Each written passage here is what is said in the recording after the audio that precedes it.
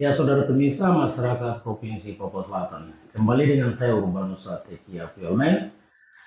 Saya perlu hadir lagi untuk menyampaikan ada berita yang tersebar, berita lama dan ini hal yang sudah lama, maksudnya hal yang sudah lama terkait dengan Bapak CGG saat ini yang sudah tersebar di medsos. Mereka dengan nyatakan bahwa akan dieksekusi Bapak secepatnya. Sudah pemirsa, saya hadir lagi untuk mengklarifikasi ini, menyampaikan kepada masyarakat yang ada di selatan Papua. Memang benar kita tahu persoalan Bapak seperti apa. Saya katakan memang benar. Tapi hal ini, berita pesanan. Itu yang saya mau kasih ke masyarakat Provinsi Papua Selatan.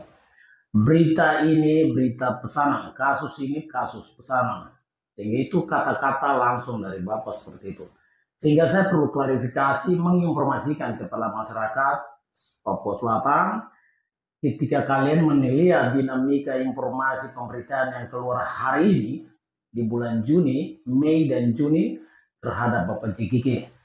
Silakan, itu orang-orang yang memang merasa tidak puas dan mereka mencari jalan, mengkerdilkan niat politik Bapak seperti itu. Sehingga saya sebagai wartawan dari Bapak JGG, saya perlu klarifikasi hal ini, memberikan informasi tepat kepada masyarakat Provinsi Papua Selatan. Dalam hal ini, setelah di tanggal 1 Juni, Bapak melakukan kumpul bersama masyarakat adat dan Paguyuban dan ketua-ketua suku, membacakan ikrar menyampaikan terhadap apa yang mereka merespon dengan apa yang Bapak hadapi saat ini. Seperti itu. Setelah di tanggal 1 Juni, tepat di hari ulang tahun Pancasila, Bapak melakukan hal itu. Setelah selesai, saat ini juga saya mau katakan bahwa Bapak JGG hari ini, di tanggal 4 Juni, saya katakan, Bapak sekarang ada di Jakarta, sudah pemirsa. Masyarakat Provinsi Papua Selatan, saya katakan jelas. Sehingga dalam klarifikasi saya kepada masyarakat Provinsi Papua Selatan terkait dengan berita yang sudah beredar luas ke masyarakat, jangan kalian pernah ragu. Bapak sudah katakan jelas bahwa Bapak siap maju, itu sudah jelas. Dan saat ini saya akan hadirkan dua tokoh yang pernah merasakan bagaimana Bapak melakukan apa. Mereka akan menyampaikan kepada masyarakat untuk apa yang pernah Bapak melakukan. Dua ibu ini akan menyampaikan secara pribadi yang mereka rasakan. Dan saya juga akan tampilkan rekaman lama yang Bapak menceritakan tentang kasus hukum Bapak, supaya masyarakat ikuti, dengar baik-baik setelah dua ibu ini akan menyampaikan, dan Bapak akan menyampaikan secara tegas persoalan Bapak yang sebenarnya.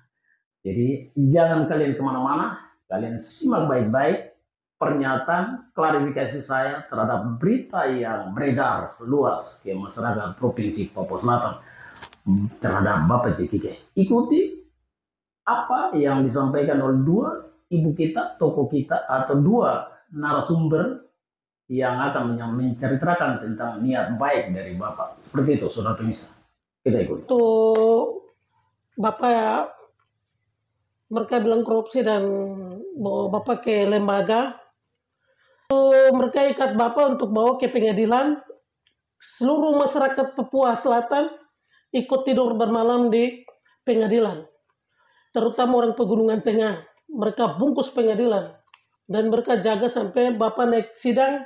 Selesai itu Bapak turun sidang, mereka bubar dari tempat sidang.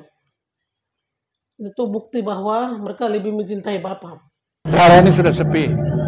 So tidak ada lagi bunyi-bunyian adat. Jadi mari kita kembali hidupkan itu. Tidak ada orang lain lagi kecuali kita sendiri. Mau apapun sederhana menurut orang, tapi itulah hakikat yang tertinggi dari siapa kita. Itulah hakikat yang tertinggi dari hakikat diri orang Marin. Dan ini semakin jelas bahwa perkara saya itu adalah pesanan Bupati Merauke. Semoga semua masyarakat setelah mendengar penjelasan saya yang singkat ini. Nanti di kesempatan berikut kita akan buka semua hal yang berkait dengan kejadian luar biasa di keuangan daerah Kabupaten Merauke. Saya kenalkan nama saya Ibu Yakan Kogoya. Dan Bapak sudah almarhum baru saya. Dan memang kami hidup lama di Merauke sini, juga selama di Asma, tapi kami pindah tahun 2003 di Merauke sini. Jadi suami saya itu mendukung berat sama Bapak Guru Bagepse. Waktu Guru Bagepse naik bupati yang kedua, itu suami saya sebagai kepala suku orang Pegunungan Tengah. Jadi orang Pegunungan Tengah yang mendukung Bapak Guru Bagepse naik bupati periode yang kedua. Karena Bapak Guru itu selalu sayang orang. Dan di mana saya dia jalan dia bisa lihat orang, tidak pandang ini anak-anak kecil atau ibu atau bapak, dia sayang semua dan rangkul semua, sayang masyarakat. Iya, sekarang saya lihat sendiri Bapak Guru ini orang bilang dia orang tahanan atau orang begini orang begitu, tapi dia juga santai, tidak pikiran saya ini begini begitu, tidak ada, karena mungkin dalam hati dia itu dia tidak salah. Mungkin orang yang bikin dia dulu masuk tahanan kah atau bagaimana kah tidak tahu. Dan dia percaya Tuhan kuat, dia dengan Tuhan. Jadi biar orang bilang begini begitu dia tidak takut. Saya lihat sendiri begitu sekarang ini. Sekarang banyak orang yang bilang dia kutu sudah tua, kaki ini sebelah sudah di liang kubur. Tetapi dia balas santai saja Bapak dia. Iya memang saya ini sudah tua. Tapi hidup saya yang tua ini saya buat untuk masyarakat. Saya hidup untuk masyarakat. Dia pernah jawab begitu di ini sebelah waktu kampanye itu dia dulu bilang begitu. Dia bilang saya punya hidup tua ini untuk masyarakat. Harapan mama jangan ragu-ragu, harus pilih Bapak Gulba supaya dia punya hidup sisa ini harus bantu masyarakat. Karena dulu dia bantu banyak. Perumahan lah, apalah, segala macam.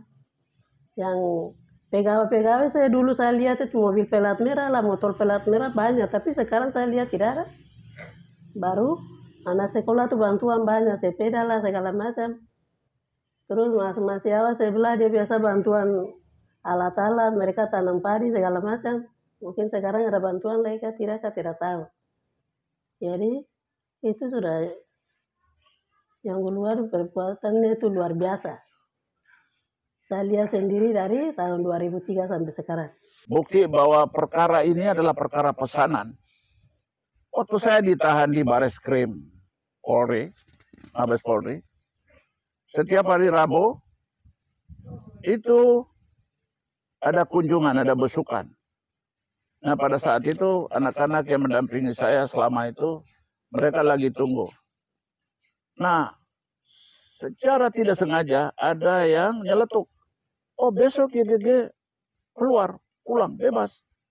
Nah, ada seorang saudara yang dikirim untuk mematai-matai itu hadir pada saat itu. Lalu nyeletuk ngomong, tunggu saya telepon dulu Bupati. Nah, apa urusannya Bupati dengan penahanan YGG di Bareskrim? Yang punya kepentingan ini negara. Di dalam proses hukum bangsa ini, Kejaksaan Negeri itu adalah pengacara negara. Kejaksaan Negeri itu adalah pengacara negara. Kalau pada saat itu ada yang nyeletuk bahwa YGG besok bebas, besok keluar, yang mestinya berkepentingan di situ adalah kejaksaan selaku pengacara negara. Tapi kenapa yang kemudian keluar ungkapan bahwa tunggu saya telepon Bupati dulu? Jadi dari situ kita bisa simpulkan bahwa perkara ini bukan perkara pidana murni, tapi perkara yang dipaksakan untuk menghukum saya, mengganjal saya supaya seluruh karier politik saya selesai.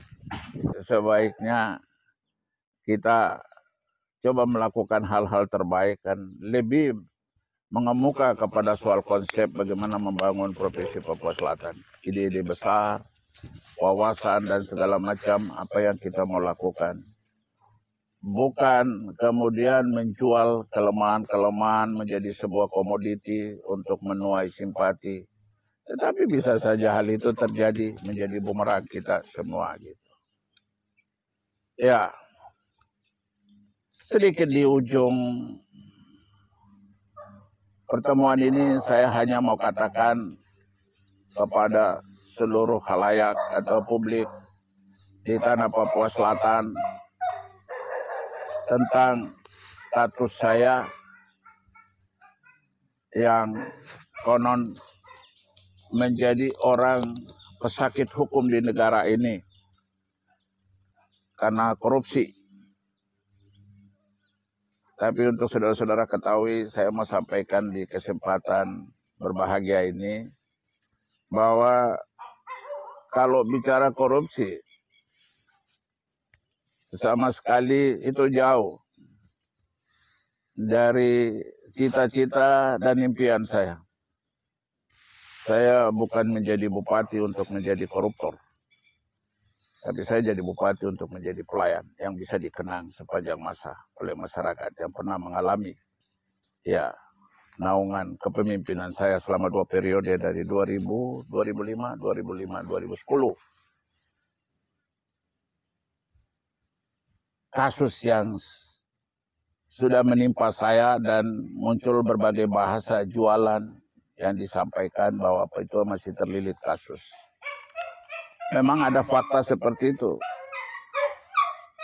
Tapi kasus sebenarnya ini kasus yang kemudian kasus jualan. Seperti Yudas menjual Yesus.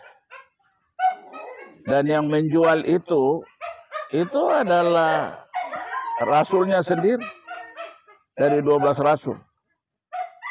Dan kasus ini juga terjadi dalam diri saya. Yang menjual saya itu adalah bekas anak buah saya sendiri. Saya tidak mau sebutkan namanya. Tapi pada suatu saat masyarakat akan tahu. Singkat ceritanya, kasus ini bergulir. Karena penyebab terjadinya jual-menjual kasus yang bukan kasus itu mulai dari jabatan bupati dan juga jabatan ketua DPRD.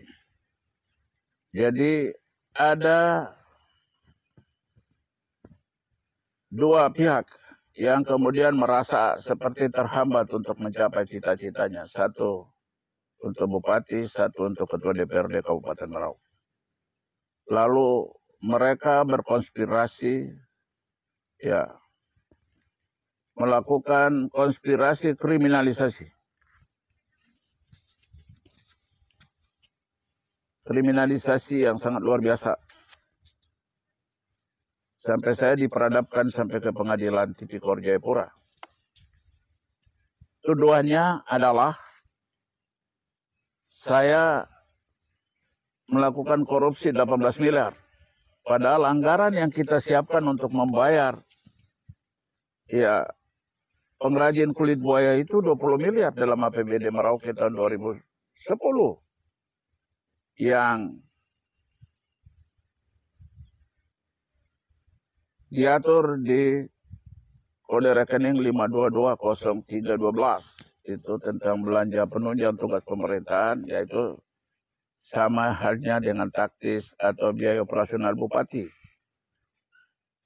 Kalaupun benar saya korupsi, kenapa cuma 18 miliar? Mestinya tuduhan saya itu harus 20 miliar. Karena paket anggaran yang kita siapkan untuk membayar itu adalah 20 miliar, bukan 18 miliar.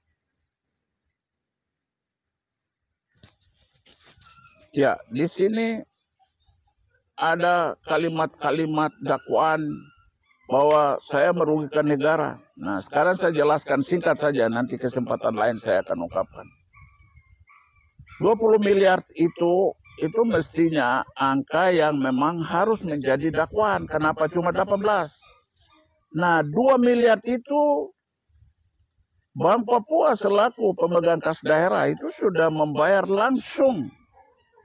Setelah SP2D surat perintah pencairan dana dari Bendahara Umum Daerah, dari Sekretariat Daerah masuk ke Bank Papua meneliti seluruh dokumen, dan setelah itu melakukan pembayaran dengan mekanisme transfer, jadi tidak langsung bayar uang gelondongan. 2 miliar punya negara dipotong, jadi sisa 18 miliar. 18 miliar itulah yang dibayar di rekening 7 pengrajin itu. Semua rekening koran fotokopinya saya ada pegang dari Bank Papua. Itu menjadi bukti. Nah, ini kan jadi pertanyaan yang kalau kita menggunakan logika yang baik, logika positif. Kenapa kok dalam tuduhan cuma 20 miliar? Mestinya ada 20 miliar yang itu korupsi. Tapi kenapa yang 18 miliar sudah dibayar menjadi hak pihak ketiga, yaitu 7 pengrajin? Terus uang mana yang saya ambil? Kalau bicara kerugian negara, kalau pajak tidak dibayar itu kerugian negara. Tapi kalau pajak sudah dibayar, di mana kerugian negara? Dan kasus saya ini kasus yang dipaksakan. Kenapa? Terus-menerus melakukan tekanan dengan sejumlah bargaining yang dilakukan. Dan bargaining itu ya kita udah tahu. Bargaining pertama untuk mengkasuskan saya tanpa 2 alat bukti itu adalah tanah 18.000 hektar yang ada di Alpasera. Kalau Yesus dijual Yudas itu cuma sekeping uang dinar, atau berapa uang dinar. Saya dijual anak buah saya itu, dulu bekas anak buah saya itu 18 miliar. 18.000 hektar di tanah Alpasera. Jadi itulah yang membuat sampai seakan-akan saya sedang bermasalah secara hukum. Kalau misalnya ditilik dengan benar, saya tidak ada masalah dengan negara. Bukti bahwa saya tidak ada masalah dengan negara. Kenapa negara bisa kasih saya penghargaan, 17 penghargaan? Terakhir sebagai tokoh nasional, tanggal 23 Agustus tahun 2010 di Istana Negara oleh Presiden SBY, selaku tokoh nasional.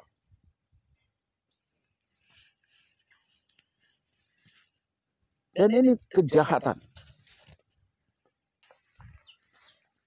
Contoh kecil saja yang mau saya sampaikan, judul-judulnya saja. Nanti soal penjelasannya itu saya akan genapi. Tapi pertama bahwa kasus yang saya alami itu kasus pesanan. Saya tidak ada masalah dengan negara, saya hanya punya masalah dengan 2 kelompok saudara yang sudah menyalahgunakan ya posisinya. Yang dulu justru saya besarkan 2 pihak itu, tapi kemudian menjadi bumerang bagi saya, itu resiko bagi saya. Tapi saya tetap bertahan untuk mempertahankan martabat saya yang sudah dihancurkan oleh pihak-pihak ini gitu. Jadi untuk itu saya juga punya hak untuk meluruskan segala macam hal yang dihembuskan oleh kalangan-kalangan ini gitu.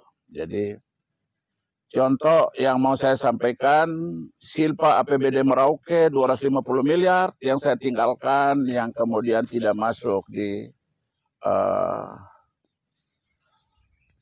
APBD tahun berikutnya sebagai pendapatan daerah tahun berikutnya, itu Silpa 250, kemudian 100 miliar di Bank Mandiri itu dari hasil bagi hasil revenue atau revenue sharing dari KSO 4 pesawat kita. Itu yang kedua, lalu sewa pesawat, mesin-mesin kita, lalu mesin yang sudah dijual asetnya dan segala macam. Selama sewa mesin pesawat itu hasilnya masuk ke mana? Masuk ke pendapatan daerah, di kas daerah, atau masuk ke kantong siapapun. Itu yang isu-isu yang berikut yang kita akan ungkapkan, dan kita akan minta supaya tim penegak hukum terpadu itu melakukan investigasi dari kejadian luar biasa di Kabupaten Merauke dalam pengelolaan keuangan daerah sejak saya tinggalkan jabatan bupati ini sampai sekarang ini. Lalu soal beras raskin, itu semua kita udah lapor ke Polres Merauke, tapi sampai sekarang belum ada tindak lanjut, padahal itu jelas-jelas beras raskin dengan merek Bulog di karung itu sedang diupload di salah satu tempat. Ya, itu semua fotonya lengkap. Ya, jadi dengan mobil kuning, platnya sudah jelas juga ada gitu. Tapi itu kemudian tidak diproses. Lalu kemudian pabrik tapioka di Kamnosari 35 miliar, mubasir sampai sekarang, mesin pabriknya nggak ada, rumahnya sudah mau hancur, itu di Kamnosari di Yagobob. Ya. Kemudian untuk permainan lain, soal tanah-tanah yang sedang terjadi di MAM, ada seseorang pejabat dari Merauke yang dia membeli tanah 5.000 dari seorang Namek di sana, dan itu saya pikir arahnya adalah karena perusahaan Korea itu sulit untuk mendapatkan tanah karena dia belum menyelesaikan kewajibannya, karena ini prestasi atas komitmen yang sudah dilakukan dalam kontrak. Itu yang tidak dilakukan sehingga masyarakat belum mau melepaskan tambahan luasan yang dikehendaki oleh perusahaan ini. Tetapi ada pejabat yang kemudian pergi ya membayar. Saya pikir ini kan dugaan saja. Dugaan kan boleh-boleh saja sebelum diungkapkan.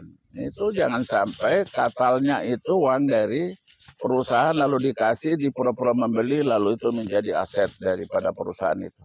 Inilah kurang lebih beberapa catatan yang saya mau bagi. Dan soal bahwa saya masih tersandung kasus itu ya biasalah, tapi yang kamu perlu tahu asal-usul kasus itu adalah pesanan. Dan kasus ini dipaksakan.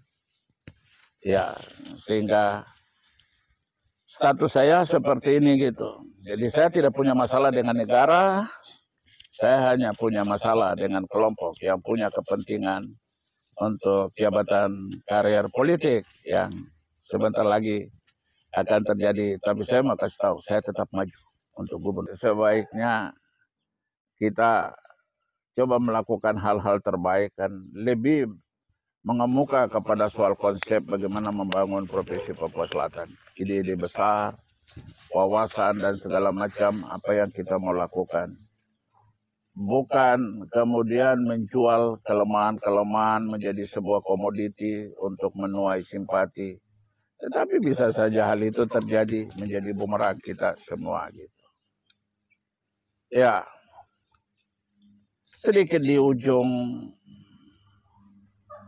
pertemuan ini saya hanya mau katakan kepada seluruh khalayak atau publik di tanah Papua Selatan tentang status saya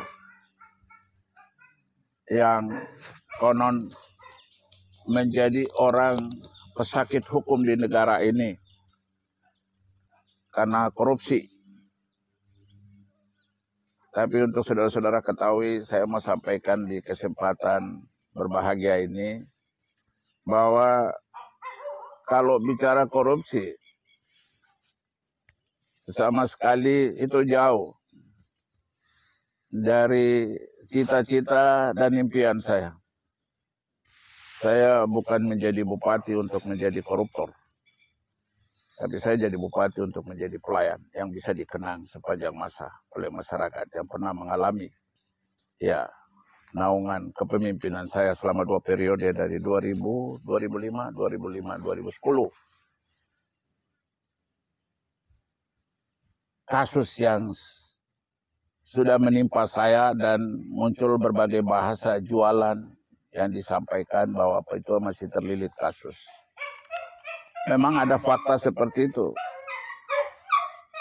Tapi kasus sebenarnya ini kasus yang kemudian kasus jualan seperti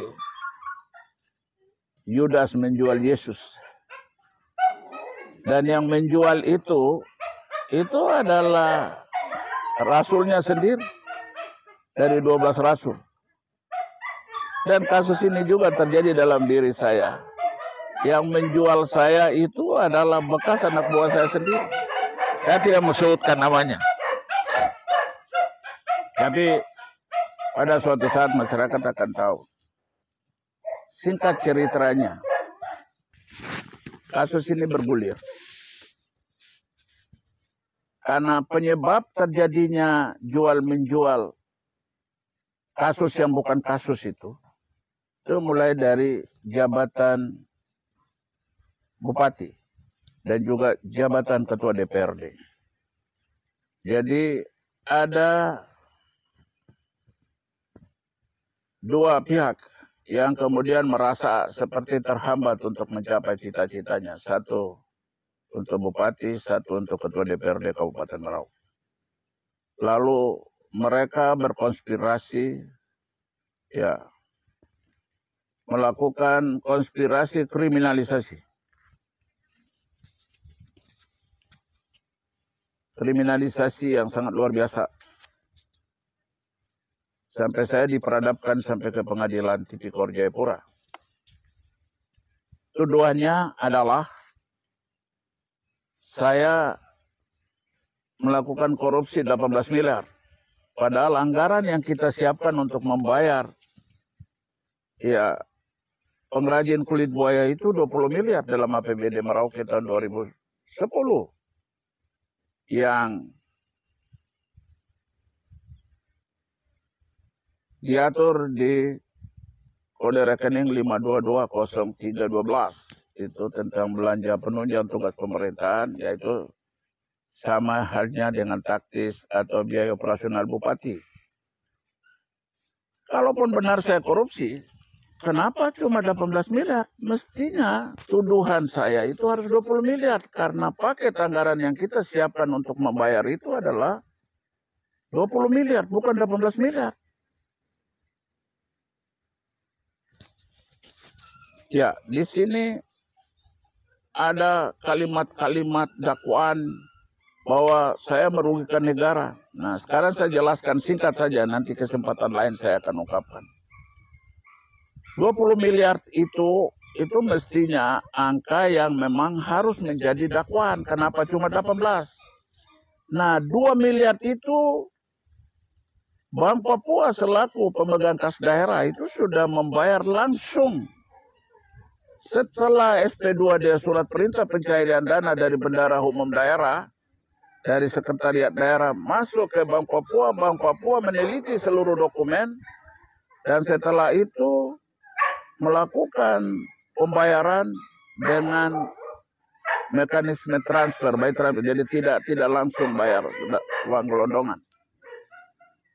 2 miliar punya negara dipotong, jadi sisa 18 miliar. 18 miliar itulah yang dibayar di rekening 7 pengrajin itu. Semua rekening koran fotokopinya saya ada pegang dari Bank Papua. Itu menjadi bukti. Nah, ini kan jadi pertanyaan yang kalau kita menggunakan logika yang baik, logika positif. Kenapa kok dalam tuduhan cuma 20 miliar? Mestinya ada 20 miliar yang itu korupsi. Tapi kenapa yang 18 miliar sudah dibayar menjadi hak pihak ketiga, yaitu 7 pengrajin? Terus uang mana yang saya ambil? Kalau bicara kerugian negara, kalau pajak tidak dibayar itu kerugian negara. Tapi kalau pajak sudah dibayar, di mana kerugian negara? Dan kasus saya ini kasus yang dipaksakan. Kenapa? Terus-menerus melakukan tekanan dengan sejumlah bargaining yang dilakukan. Dan bargaining itu ya kita udah tahu. Bargaining pertama untuk mengkasuskan saya tanpa dua alat bukti itu adalah tanah 18.000 hektar yang ada di Alpasera. Kalau Yesus dijual Yudas itu cuma sekeping uang dinar, atau berapa uang dinar. Saya dijual anak buah saya itu, dulu bekas anak buah saya itu 18 miliar. 18.000 hektar di tanah Alpasera.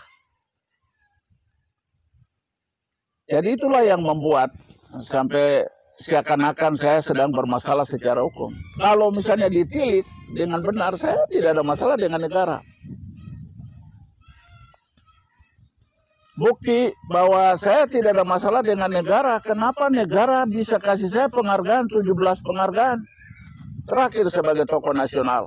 Tanggal 23 Agustus tahun 2010 di Istana Negara oleh Presiden SBY. Selaku tokoh nasional. Waktu Bapak John Gluma bupati ya, Bapak John lebih mengerti ibu-ibu yang bagian jualan. Terus ibu-ibu orang yang tidak punya tempat tinggal seperti perumahan. Di pinggiran sana Bapak bisa keliling. Keliling lokasi-lokasi, lihat yang kekurangan ya, Bapak stop di mobil bilang super stop, Bapak kasih berkat. Luar biasa Bapak John. Tidak di tempat saja, apalagi kalau anak-anak sekolah lewat, ya Bapak suruh stop, sopir stop. Bapak kasih mereka dana. Ya barang 100-200 Bapak kasih mereka. Jadi Bapak John hanya Bapak John Gluma Gepse yang mengerti hati rakyat Papua Selatan. Terutama anak sekolah, Bapak kasih mereka sepeda-sepeda. Pada saat mereka jalan kaki, Bapak lihat mereka, besoknya Bapak kasih mereka semua sepeda-sepeda. Nah, khusus anak sekolah. Dan ibu-ibu yang di pinggiran, apalagi yang mau mama dorang setiap sore pergi jualan, Bapak selalu kasih mereka usaha modal ya barang 500, 1 juta buat mereka. Jadi Bapak John luar biasa, hanya Bapak John yang mengerti hati masyarakat Papua Selatan. Selain dari itu tidak akan pernah mengerti. Dari tahun ke tahun, bupati ini naik, bupati ini naik, bupati ini naik, hasilnya nihil. Kecuali Bapak John Gluma Gepse. Jadi besok Gubernur Provinsi Papua Selatan 6 suku bungkus John Gluma Gepse. Tidak ada yang lain lagi. Jadi yang lain mau calon-calon silakan rebut wakilnya. Kalau untuk Bapak John Gluma Gepse harga mati 6 suku bungkus. Hari ini kita masih begini. Itu adalah latihan panjang. Dan kita harus punya konstruksi perubahan untuk membangun orang-orang kita ke depan. Kita benahi. Ya. Kita tidak mau membangun permusuhan dengan siapapun. Karena tanpa tanah ini bukan panggung untuk kita bermusuhan. Tetapi tanah ini adalah panggung untuk saling mengasihi satu dengan yang lain. Bapak memang luar biasa. Karena dari semua yang pernah jadi bupati, jadi apa pokoknya tidak pernah mengerti hati rakyat Papua Selatan. Kecuali Bapak John Gluma Gepse. Jadi mungkin hanya itu yang ada dalam seluruh masyarakat 6 suku Puhati, hanya Bapak Yohanes John Gluma Gepse. Mari kita mulai untuk bersatu padu membangun negeri ini. Negeri ini baru hebat kalau manusianya sudah dibuat jadi hebat. Negeri besar ini, kamu harus menjadi orang besar di negerimu sendiri. Kamu tidak akan pernah menjadi orang besar di negeri orang lain, kecuali di negerimu. Oleh karena itu, kita tetap berusaha untuk menjadi orang terdepan di negeri ini. Jangan tukar barisan, tapi jadilah orang terdepan. Di barisan terdepan, sama dengan Amai, Tuhan menempatkan kita di garis depan setiap waktu untuk lebih dulu mengalami senja, mengalami fajar, mengalami senja dan siang lebih dulu. Dan kita harus menjadi manusia seperti kehendak Tuhan. Menurut saya Bapak John luar biasa. Karena hanya Bapak John Gluma yang mengerti hati rakyat Papua Selatan. Terutama 6 suku yang ada di Papua Selatan. Dan Bapak John hati bagikan merpati putih. Hatinya murni, bisa merangkul semua. Bapak tidak pandang budaya. Kalau Bapak rangkul semua budaya. Budaya Mapi, budaya Asmat, budaya Bovendigul, budaya Jawa, budaya Pegunungan Tengah, pokoknya semua budaya yang ada di Provinsi Papua Selatan. Bapak tidak pilih-pilih ini kok dari budaya ini, tidak. Hanya satu prinsip, Bapak punya moto isakut bekai, isakut kai. Siapa yang injak tanah Merauke harus satu hati, satu tujuan. Kalau ada yang pikiran-pikiran tidak baik atau ada yang pikiran-pikiran negatif, silakan pulang keluar dari tanah Merauke. Tidak boleh tinggal di tanah Merauke, silakan keluar dari tanah Merauke. Karena di sini satu moto Bapak John Gluba Gepse, yaitu satu hati, satu tujuan, baru bisa tinggal di tanah Animha. Atas perkenahan izin Tuhan Yang Maha Esa. Atas perkenanan izin Tuhan Yang Maha Esa. Dan dukungan para leluhur sejagat.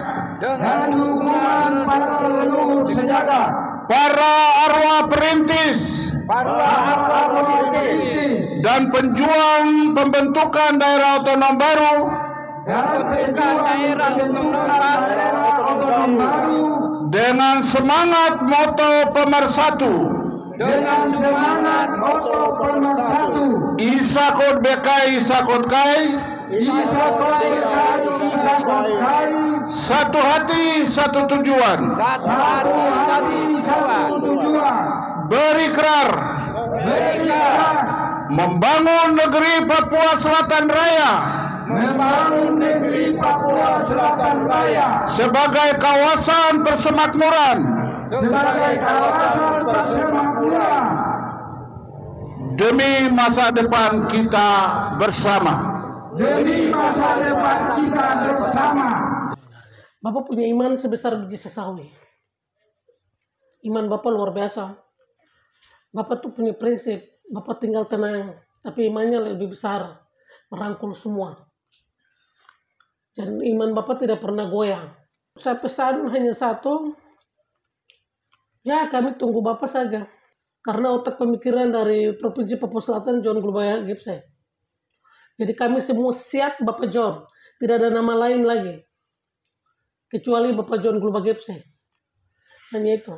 Sebagai ahli waris dari 6 ahli waris Marin, Muyu, Mandobo, Mapi, Auyu, dan Asmat. Ya, dan kamilah yang berjuang ini, bikin barang ini. Jadi jangan sampai ada calon-calon penikmat yang mengaku diri sudah berbuat banyak, padahal mereka hanya jadi ya mengaku-mengaku apa yang, tapi ini kerja keras dari anak-anak sini yang 20 tahun berjuang. Saudara-saudari, saya kira kita sudah sampai di penghujung pertemuan ini.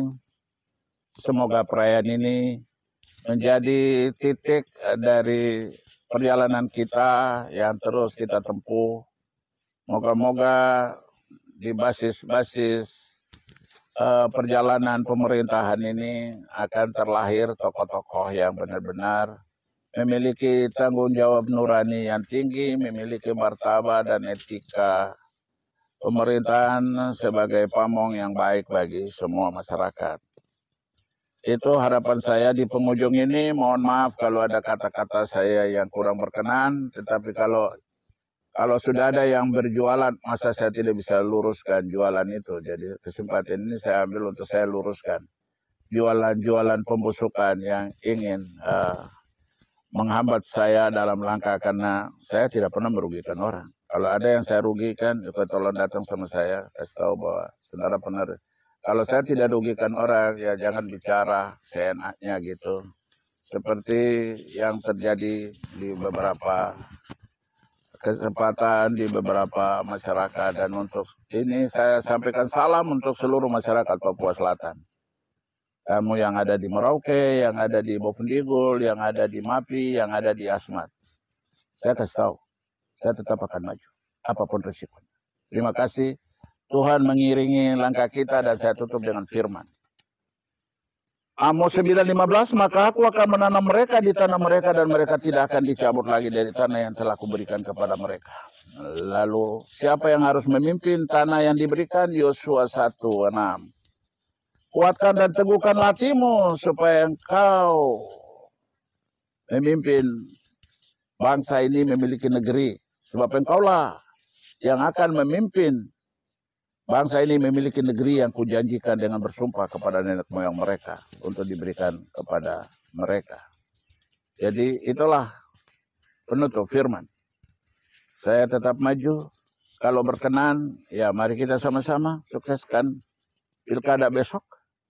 Supaya benar-benar ini pilkada ini tidak lahir karena kecurangan. Tapi pilkada ini murni. Rakyat mengendaki siapa yang terbaik untuk negeri terbaik ini. Terima kasih. Tuhan berkati kita semua. Salam hangat.